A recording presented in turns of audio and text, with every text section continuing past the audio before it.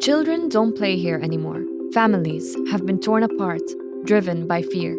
Livelihoods shattered. Homes abandoned or destroyed.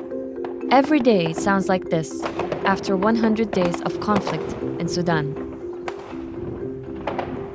Since the fighting broke out on April 15, more than 3.1 million people fled their homes, looking for safety abroad in Egypt, Chad, and the Central African Republic. There is still no end in sight for this ongoing war of generals between Mohamed Hamdan Dagalo, known as Hemedti, who heads Sudan's paramilitary rapid support forces, against the army chief, General Abdel Fattah al-Burhan. Massive efforts are underway by the UN, US, African Union, Saudi Arabia, Egypt, and many others to bring the warring sides to a table where they could all agree to end the bloodshed. Around 3,000 people have been killed so far, though these figures might be massively understated as doctors continue to struggle to reach patients and victims in need, while war crimes are being widely documented. This is Beyond the Headlines, and I'm your host, Nada Al Taher. In this episode, we're looking into what has become of Sudan after 100 days of war, and how this conflict has impacted the region. But before we start, please make sure to subscribe to get all the latest episodes as soon as they come out. We're joined by Sudanese political commentator Osman al-Mirghani and the National's own correspondent Hamza Hindawi, who's been covering the conflict closely for 3 months now and all the events leading up to today. Welcome, Hamza and Osman. Hamza, where are we now after 100 days? How has Sudan changed? Where are we now from beginning to end, if you can summarize it for us? I think we are deep in that dark tunnel, and there is no prospect in the immediate future for that light at the end of the tunnel to emerge for us all to see. This has been one of the most mindless and ruinous wars Sudan has seen. I don't think Khartoum has seen any fighting of that scale or anywhere near that scale since perhaps the Mahdist revolt and the Anglo-Egyptian expedition that crushed it in 1899. Sudan has been large sections of Khartoum has been devastated by this war. And I think both sides in this war are to blame for starting it. It looked inevitable weeks, maybe even months before it began. And now that we are in the middle of it, 100 days later, I think it is fair to say that the rapid support forces credibly stand accused of war crimes for what they have done, not only in Khartoum, but particularly in Darfur, where they launched what is effectively genocidal attacks against members of ethnic African tribes. Now, does that make the army look good? Is the army the better warring side? I don't think so. I think those airstrikes and that artillery shelling that they have been using extensively since the war began is possibly responsible for a large segment of the civilian casualties in this war. This is a street-to-street war, this is urban warfare in a big sprawling city using artillery shelling and airstrikes is bound to kill a lot of civilians, and that is what's happening in Sudan. Now, I do not know how this war will end. We may never have a victor in this war. And that is not a very good thing, because if we have no victor, then the war stands a huge possibility of going on and on and on and on. We might have one party taking an edge over the other. So when they go to the negotiating table, eventually one side has a stronger bargaining chip. But I don't know how this is going to play out. So much has happened in the last 3 months, in the last 100 days, that it's difficult to imagine how these wounds are going to heal. It's difficult to imagine how the RSF and the army can coexist again. And it is difficult to imagine that the Sudanese people will actually tolerate anything that a victor or whoever is in charge at the end of the war is going to try and impose on them. The Sudanese have for decades been trying to get a simple thing from the rulers, democracy, and they haven't been able to get that. And the prospect of democratic rule in Sudan seems so remote. And that is very, very sad for a country like Sudan, whose people are known for their political sophistication and for their yearning for democratic rule. Thank you, Hamza. This actually brings us to the next question. Osman, you've recently been in Khartoum. How can you describe how Khartoum has changed specifically as one of the flashpoints of this war since April 15 until today? Yeah, I was in Khartoum for 45 days after the war, and I witnessed everything there. I saw the people killed in everywhere in Khartoum, in the streets, in their homes, everywhere. And the infrastructure is completely collapsed. Nobody can move from any place to another place. No transportation, no electricity, no water supply. Everything is completely damaged in Khartoum, and most of the people fled to neighboring states or even to inside Sudan in neighboring states and even to neighboring countries like Egypt and Chad. And I think this is the first time in Sudan to witness such a war like this in the capital of Khartoum. And most of the people are in their homes. They can't go to business. They don't have anything to provide money and to let them continue their normal life.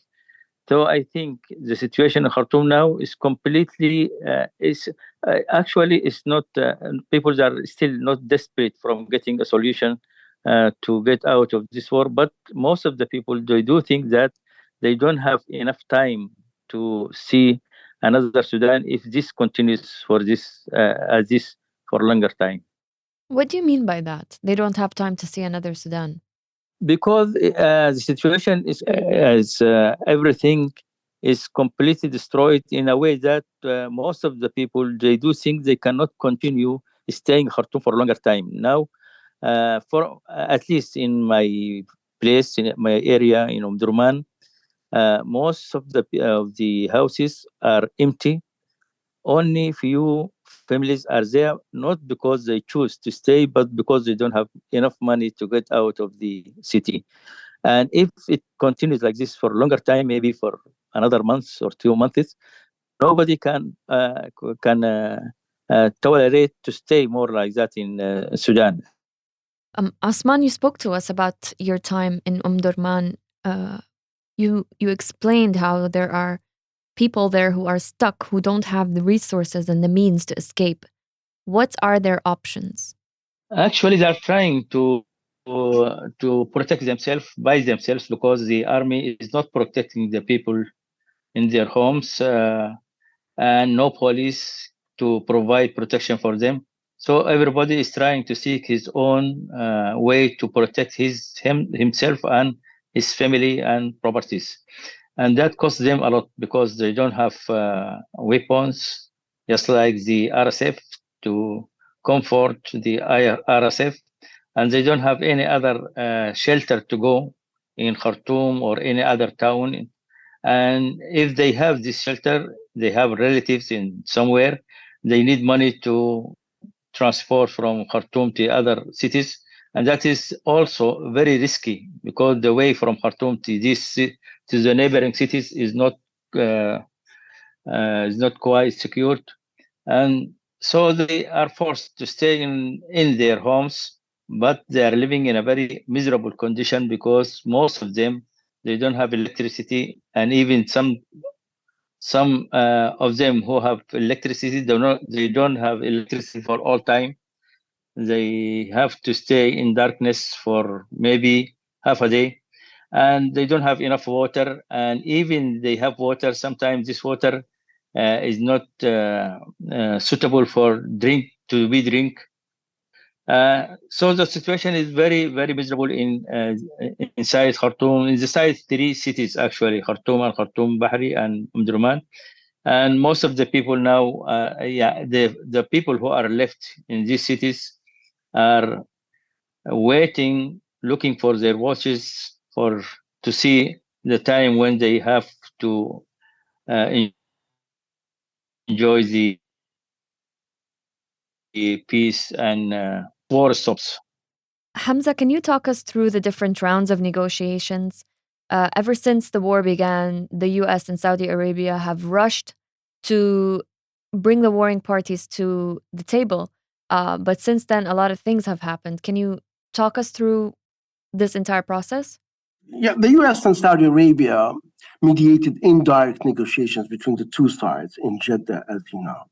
The two sides agreed to as many as 10 ceasefires, none of which were heeded or fully respected. Then the Americans and the Saudis were very dismayed by that they suspended the negotiations. However, a few days back, we heard reports that the army delegation, or the delegation that represents the army in this war, is back in Jeddah.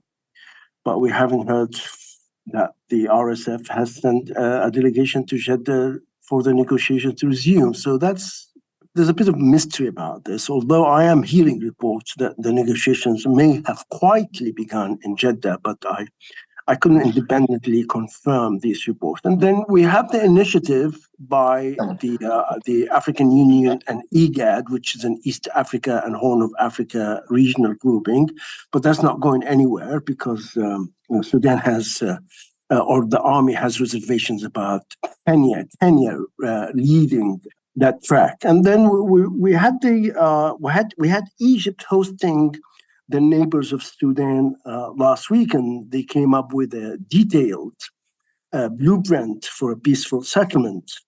But like always in these cases, these things take time to be translated into something that is tangible.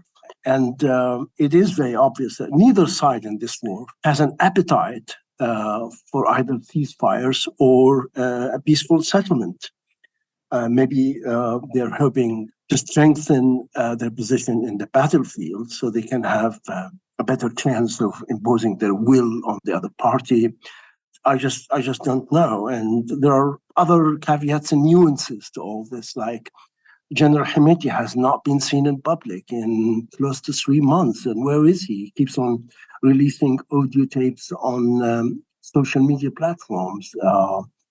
And then we have General Burhan, who is reportedly besieged somewhere in Khartoum, most likely a section of the armed forces headquarters in central Khartoum. So as you can see, it's very complicated, and it will take ages to resolve. You have to remember that Sudan has this unfortunate nag for long civil strife. We had a war in South Sudan that lasted more than 20 years. And the war before that in South Sudan lasted for a good 15 years or more. We have the Darfur War that never really ended, to be honest. So I don't wish this to be repeated, but let's bear that in mind. Civil wars in Sudan go on for years and years. You mentioned that both parties are not interested in a ceasefire. Why is that? What is in their interest to keep the war going?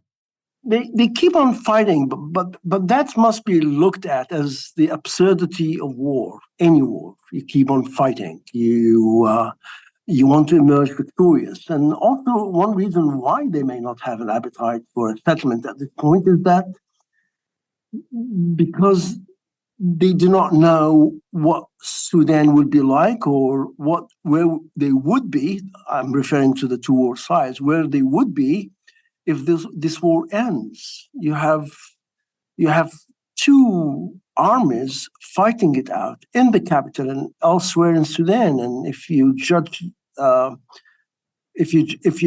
situation by the rhetoric that is filled with hate and resentment that's coming out of both sides, it is very difficult to imagine that they are going to be talking peace anytime soon. Actually, the negotiation, the two parties, they use the negotiation as a way to buy time, because they at the beginning, I think during the last 3 months, they do believe that they can win this battle for each one of them. And after 3 months, now they come to the fact that this is completely impossible. And if it is possible in any way, this will have a very high cost. And it will take very long time. And during that time, Sudan will be a fragile country, and it may be split into more than 5 states. So now the two parties, they do believe that the only way to finalize this war is to go to the negotiation table.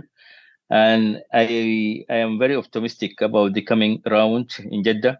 I do think that they are very close now to reach an agreement, at least agreement for fire to cease fire, the first agreement, and after that they can negotiate again to finalize the problems, the military problems between the military differences between them, and maybe the third they can go also to the political situation and try to find some way to solve the political problem, which will lead to stabilization of the country. A question to you both. Do you envision a political solution which entails the RSF being integrated into the army, just as we were seeing before the beginning of this war? If not, what would the alternative be?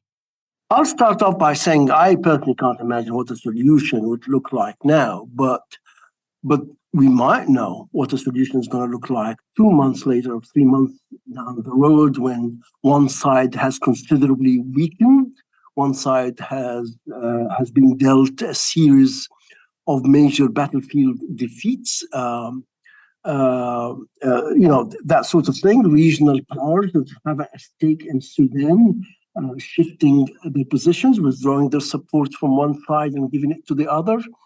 There are many factors playing out in there. But to answer your question, I can't tell at this moment what a solution would look like. But I can tell you what Sudan will look like if this war continues, and that is grim, sad, and unfortunate, not just for Sudan, but for the rest of the region. People are already talking about Sudan being carved up into spheres of influence, not just by the two warring sides, but by rebel movements in Kurdistan, in Darfur, in the Blue Nile province. We could talk about a failed state within a month or two, maybe 3 months. That all sounds very grim and pessimistic, but when you look closely at how this war is being fought, it is a realistic scenario for Sudan at this point of time. I think this is the final resolution, because the RSF, they already agreed, basically in last December, they agreed to be integrated in the army. But how to be integrated, that was the question which is led to this war. I think now, because they already agreed, I think this will not be a problem, even in the negotiation in Jeddah. But the problem will be how to do that and how to cease fire till this can be done, because most of the people do think that first they have to cease fire for a limited time. During this time, they can negotiate how to integrate the RSF into the army. And this will take time, maybe a couple of months. And during this negotiation, people should not be affected by the war or affected by the negotiation. They should be completely isolated from this negotiation by living in a normal way. This for sure means that there should be separation of the two armies. They should be separated by a third party, maybe a national third party, or even African third party, or international third party. This will give them ample time to negotiate the differences in the military situation, and will give the people the time to try to restore their normal life. And for sure, the RSF will not reject the plans to be integrated in the army, as far as these plans agreed on it by negotiation, not by force.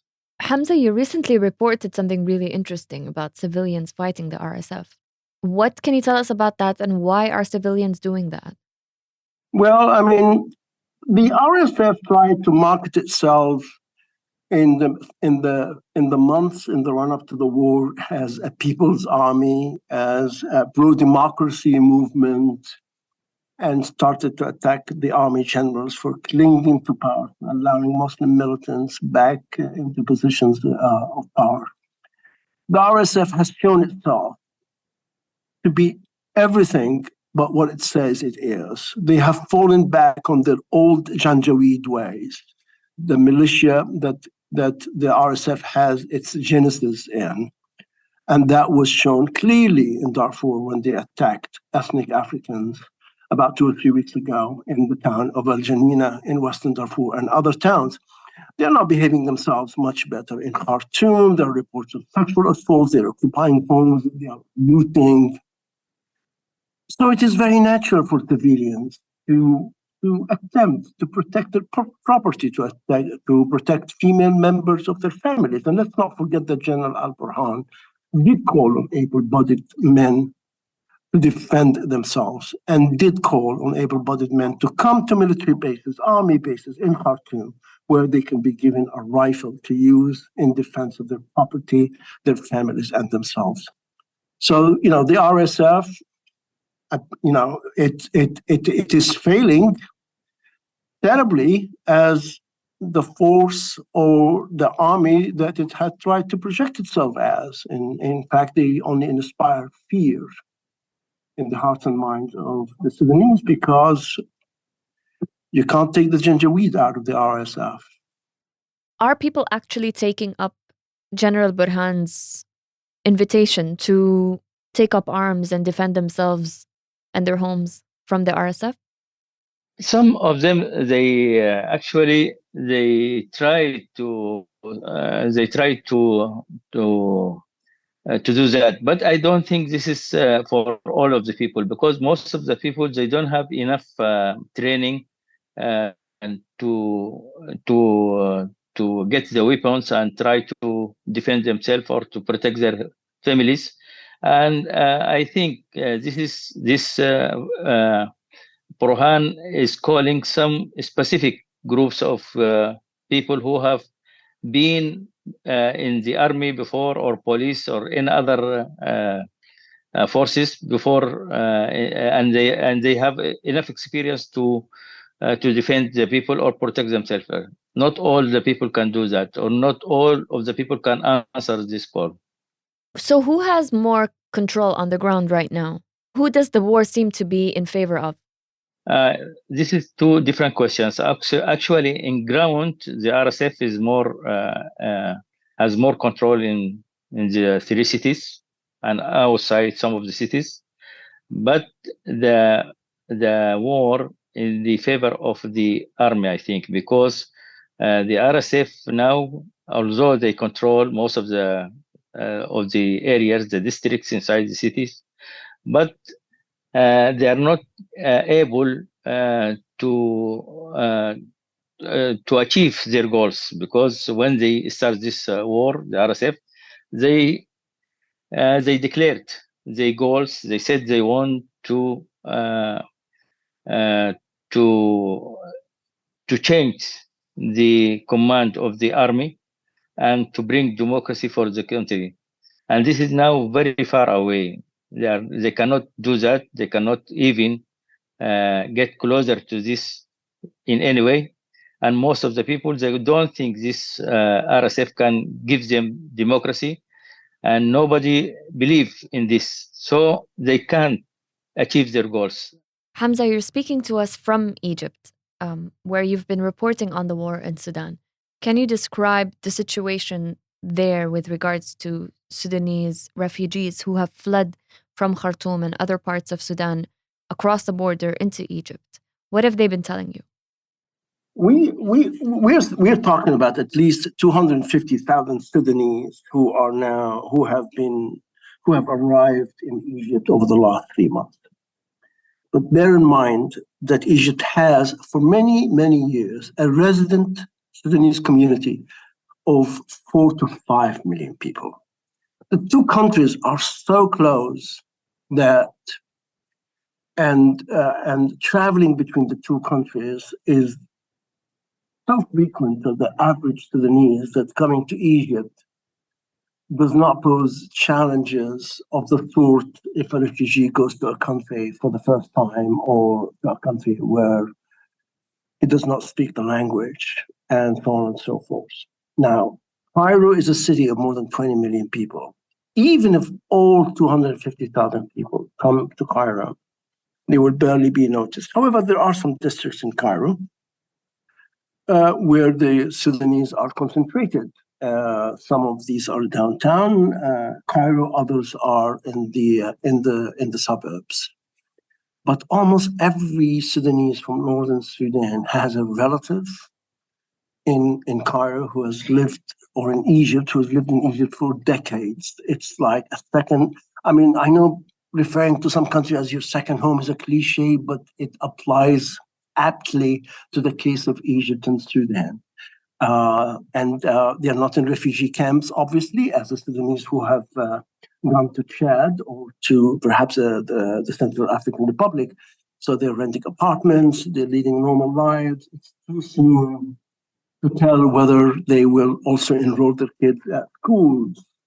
But Egypt has, for decades, been receptive to population movement from Sudan. Osman, you're also speaking to us from Cairo, where a lot of Sudanese people have fled. Can you tell us a little bit from the people that you've spoken to how they've been coping and adapting to life in Egypt and how they're preparing for the future there? Actually, the hospitality of the Egyptians and the government made so many things very easy for them, and I think most of the Sudanese who fled to Egypt, they are from the middle class, not from the poor people who cannot provide for themselves the needed financial support to stay for at least a couple of months. But I noticed that most of these people who came to Egypt now, they do not have enough resources to continue for longer time. Maybe they can stay up to October, and after that it will be very difficult because they need to provide financial support for their children in the schools, to go to the schools, and they need to have more money for rent and transportation and food extra. So they have limited time. During this limited time, they have to look for some other solutions. Some of them they have a support from their relatives in the Gulf states who are providing them some financial support. But I think also this will not be going for longer time. I think up to now, this is July, most of the Sudanese in Egypt, they are in a good position and they are helping themselves. But this will not continue for a long time. Thanks to Hamza Hindawi, the Nationals correspondent in Cairo, and Sudanese political analyst Osman al-Mirghani, who is also in Cairo, for helping us understand how Sudan has changed in the last 100 days and what its future may hold. This episode of Beyond the Headlines was produced by Arthur Edison and Dua Farid. I'm your host, Nada Al Taher. Thank you for listening. Please let us know what you thought about today's episode and subscribe wherever you get your podcasts.